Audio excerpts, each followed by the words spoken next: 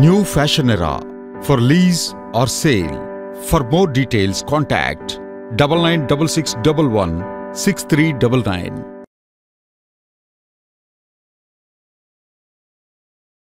Hi, welcome to Kiran TV. నేను మీ పవన్.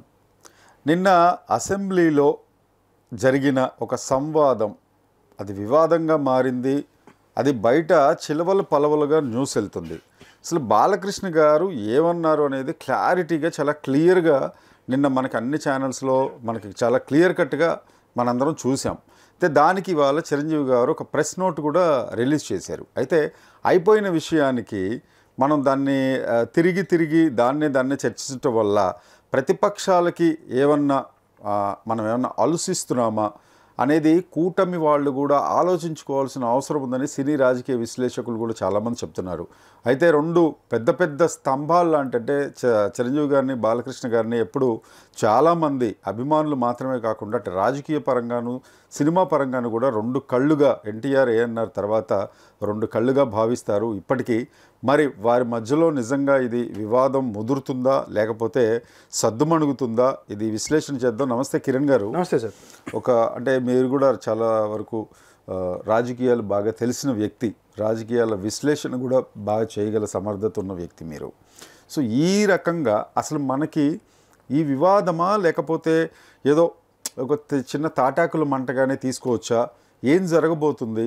ఇది చిలవలు పలవలుగా మనం యూట్యూబ్ ఛానల్స్లో కూడా రకరకాల విశ్లేషణలు, ఇంకేముంది పచ్చగడ్డ ఎయిట్ బగ్గుమంటమే అది ఇదని చెప్పి చాలామంది రాస్తున్నారు. కొన్ని పత్రికలు, సాక్షి లాంటి పత్రికలు అయితే వక్రీకరించి కూడా రాస్తున్నాయి. దీని మీద మీరేమంటారు?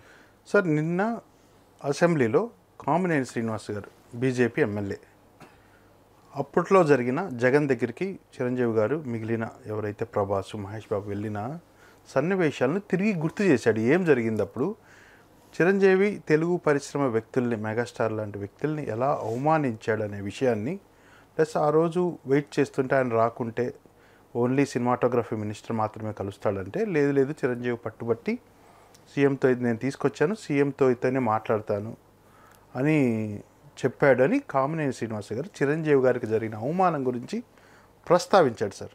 ఇంకా కొంచెం లెంతీగా ఆయన ఒకటో సీను, రెండో సీను, ఫస్ట్లో చిరంజీవి గారు వెళ్తే ఏం జరిగింది అనేది చెప్పుకుంటూ వచ్చాడు. బాలకృష్ణ గారు అక్కడే ఉన్నారు.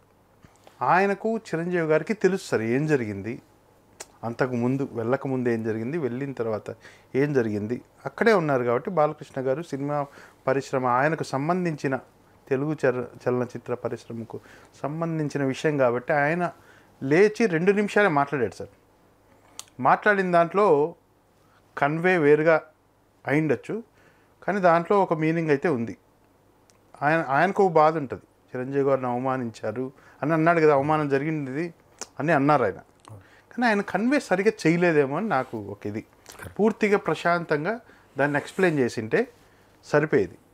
అది కన్వే ఏదైతే గోతిగాడ గుంతనక్కలాగా కాచు కూర్చున్న వ్యతిరేక మీడియా, ప్రతిపక్షాలు, వ్యతిరేక మీడియా, అసెంబ్లీకి రాని ప్రతిపక్షాలు దొరికిందిరా అని విషం జిమ్మడం స్టార్ట్ చేశారు. ఎందుకంటే ఎప్పుడెప్పుడు పవన్ కళ్యాణ్, చంద్రబాబు గారిని విడదీయాలనే లక్ష్యంగా ఉన్నవాళ్ళు దొరికింది కదరా మ్యాటరు అని స్టార్ట్ చేశారు. చిరంజీవి గారు ఇక్కడ ఉన్నారో లేరో మరి, ఆయన ఏదో హర్ట్ అయ్యారు, ఒక ప్రెస్ రిలీజ్ చేసుకున్నారు. సార్ ఏది ఏమైనా చిరంజీవి గారు, బాలకృష్ణ గారు రేపో ఎల్లుండో నెల తర్వాత వాళ్ళు అది పరిష్కరించుకుంటారు. అది క్లియర్ కట్. ఎందుకంటే ఇప్పుడు చిరంజీవి గారికి 70 సంవత్సరాలు, బాలకృష్ణకి 65 సంవత్సరాలు. చాలా సినిమాలు, ఇప్పుడు ఈయన 120 సినిమాలు, చిరంజీవి గారు 160 సినిమాల దాకా చేశారు. సినిమా పరిశ్రమలోనే వాళ్ళ జీవితం అంతా. ఎన్నిసార్లు మీటింగ్ అయింటారు, ఎన్ని సమావేశాల్లో కలిసి ఉంటారు, వాళ్ళకి తెలియదు బాలకృష్ణ అంటే ఏంటి, చిరంజీవి గారు అంటే బాలకృష్ణకి ఏంటి, ఇద్దరికి మంచి అనుబంధం కూడా ఉంటుంది. మనకి ఇంకా ఈ మధ్య కొన్ని షోస్ జరుగుతుంటే వాళ్ళ మధ్యలో ఉన్న అనుబంధం, అప్పట్లో ఏం జరిగింది కూడా, రామ్ చరణ్ గారు ఇవన్నీ చెప్తుంటే మనకు అర్థమవుతున్నాయి. చిరంజీవి గారు, బాలకృష్ణ గారు ఇటీవలే బాలకృష్ణ గారు 50 సంవత్సరాల హీరోగా నటించిన సందర్భంగా ఒక సమావేశం జరిగితే చిరంజీవి గారు వచ్చి మన ఇద్దరం కలిసి నటిద్దాం, బోయపాటి శ్రీను గారు అంటే బాలకృష్ణ గారే రెడీగా ఉండడం, ఇవన్నీ ఉన్నాయి సార్. దీంట్లో వాళ్ళిద్దరూ తేల్చుకుంటారు సార్. నిజంగా వాళ్ళిద్దరూ ఎవరు ఎందుకు హర్ట్ అయ్యారు అనేది చిరంజీవి గారు, బాలకృష్ణ గారు తేల్చుకుంటారు. దీన్ని సాక్షి మీడియా ఈరోజు ఎప్పుడైతే అప్పుడు వైఎస్ వివేకానంద రెడ్డిని హత్య చేస్తే నెక్స్ట్ రోజే నారాసుర రక్తచరిత్ర అని సాక్షిలో వేశారో అలాంటిదే ఈరోజు సేమ్ సన్నివేశం సార్. కూటమి అభిమానులు దీన్ని బాగా గుర్తుపెట్టుకోండి. కూటమిలో చిచ్చు పెట్టడానికి వాళ్ళకి బ్రహ్మాస్త్రంలాగా దీన్ని ఉపయోగించుకుంటున్నారు. చిరంజీవి బాలకృష్ణ గారు కలిసిపోతారు, మళ్ళీ మాట్లాడుకుంటారు. ఎవరు తప్పు అనేది చాలా కామెంట్లు, యూట్యూబర్ చాలామంది జర్నలిస్టులు విశ్లేషణ చేస్తున్నారు. వాళ్ళకు మైండ్ సెట్లో వాళ్ళు ఏదో విశ్లేషణలు చేసుకుంటున్నారు సార్. చిరంజీవి గారు తప్పు, బాలకృష్ణ గారు తప్పు, చిరంజీవి గారిని హర్ట్ చేశారు, చిరంజీవి గారు బాధపడ్డారు. బాలకృష్ణ గారు చెప్పిన విధానం చాలా సున్నితమైన అంశం కాబట్టి యూట్యూబ్లో వన్ సైడెడ్ రివ్యూస్ ఉండొచ్చు, బయాస్డ్ రివ్యూ ఉండొచ్చు, అన్బయాస్డ్ గా మాత్రం ఎవరూ చేయరు. కానీ మనమందరం కోరుకునేది ఏంటంటే కూటమిలో చిచ్చు రాకూడదు. అది కూటమి ఇప్పుడిప్పుడే చాలా బలం వేళ్ళు ఊనుకుంటోంది. ఈ టైంలో ఇలాంటి వాటి వల్ల ప్రతిపక్షాలకు గనక ఏదన్నా ఛాన్స్ దొరికితే వాళ్ళు దీని మీద మసిబూసి మారేడుకాయం చేసి రకరకాల ఇది చేసే అవకాశం ఉంటుంది. అయినా అసలు చిరంజీవి గారు బాలకృష్ణ గారి మధ్యలో వేరే వాళ్ళు దూరటం అనేది కరెక్ట్ కాదు సార్. ఎందుకనంటే ఇద్దరు సూపర్ స్టార్ మెగాస్టార్స్ అండ్ ఈయన నటసింహం ఇలాంటిది వాళ్ళిద్దరు రెండు కళ్ళుగా ఉన్నప్పుడు మీరు ఇందాకన్నట్టు వాళ్ళిద్దరూ పరిష్కరించుకోలేరా? వాళ్ళిద్దరూ మాట్లాడుకొని వాళ్ళు సంయమనంగా ఇది చేయలేరా? ఆవేశాలకి ఆయన ఏదో అన్నారు, అది హర్ట్ అయ్యి చిరంజీవి గారు చాలా సున్నిత మనస్కులు, అది అందరికీ తెలుసు. చాలా సెన్సిటివ్ పర్సన్. మనకి ఆయన వెంటనే అలా మాట్లాడారు అని చెప్పి ఆయన ప్రెస్ నోట్ రిలీజ్ చేశారు.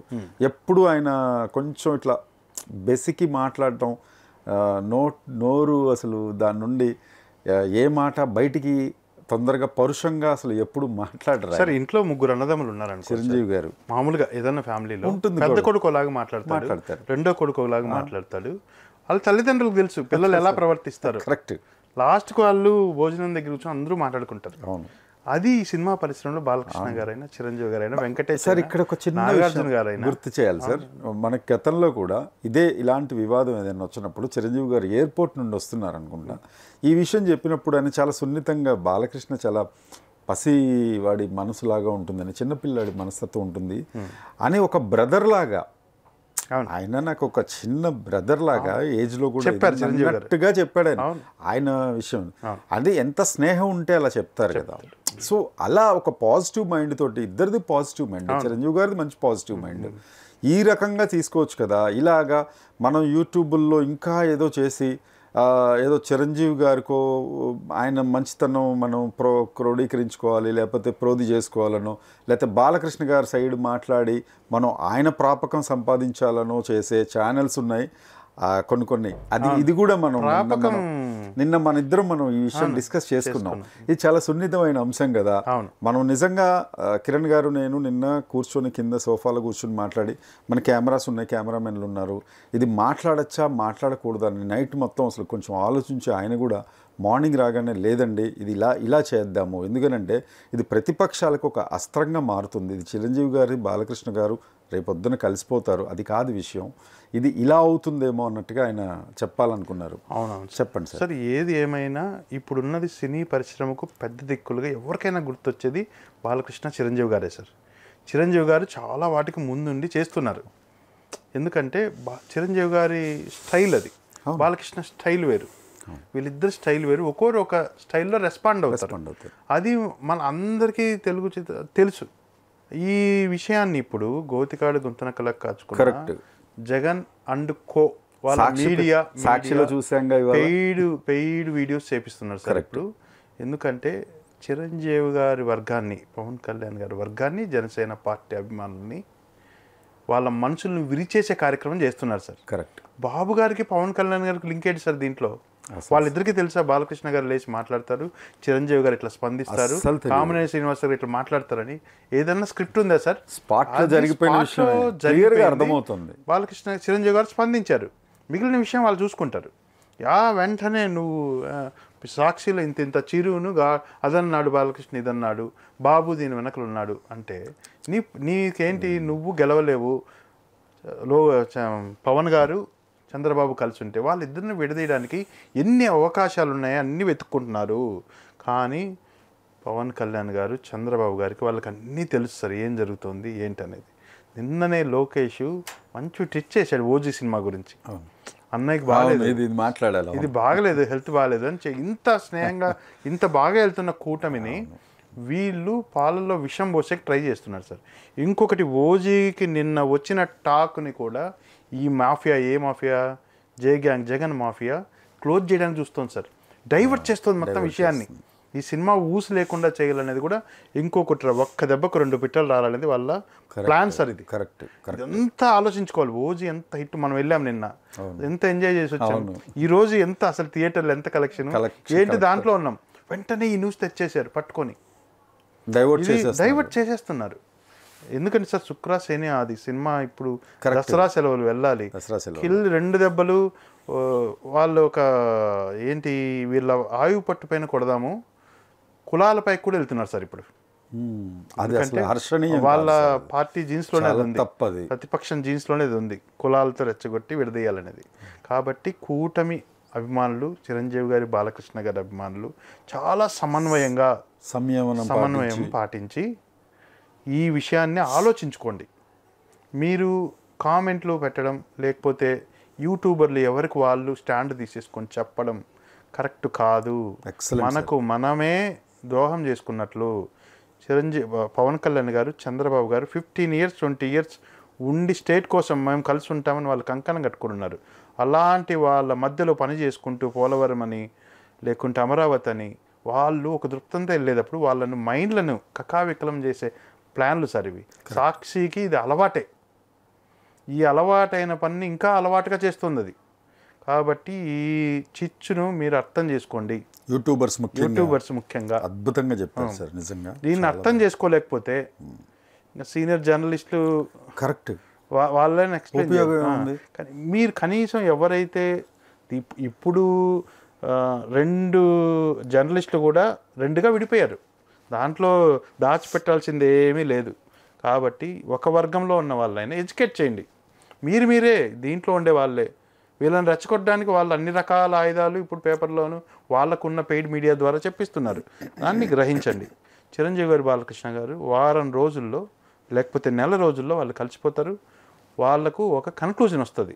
దాన్ని మీరు దూరడం వల్ల పవన్ కళ్యాణ్ గారు కానీ చంద్రబాబు గారికి ఎటువంటి స్నేహం చెడదు. జనసేన టీడీపీని విడదీయలేరు సార్.